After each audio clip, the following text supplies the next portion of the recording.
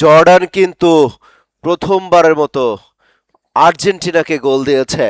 অর্থাৎ যদি বলতে হয় যে আর্জেন্টিনা এখন পর্যন্ত 3 ম্যাচে আহ, এই প্রথম গোল হজম করলো।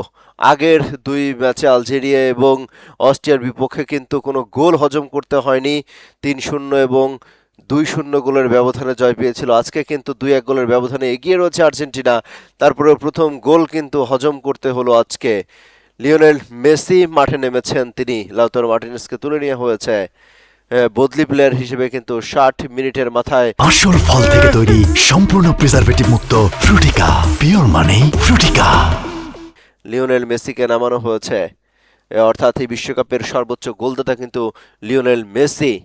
আহ, মুসা আর তারামির গোলে কিন্তু তামারির গোলে মুসা আর তামারির গোলের কিন্তু এই ব্যবধান কমিয়েছে জর্ডান। অর্থাৎ 2-1 গোলে এগিয়ে রয়েছে আর্জেন্টিনা। জর্ডান 55 মিনিটের মাথায় কিন্তু গোল পেয়েছে আজকের ম্যাচে। একের পর এক অ্যাটাকিংয়ে যাওয়ার চেষ্টা। লিওনেল মেসিকে নামানো হয়েছে। এই বিশ্বকাপে এখন পর্যন্ত সর্বোচ্চ গোলের মালিক কিন্তু এই লিওনেল মেসি। অর্থাৎ দর্শক, আজকের এই ম্যাচে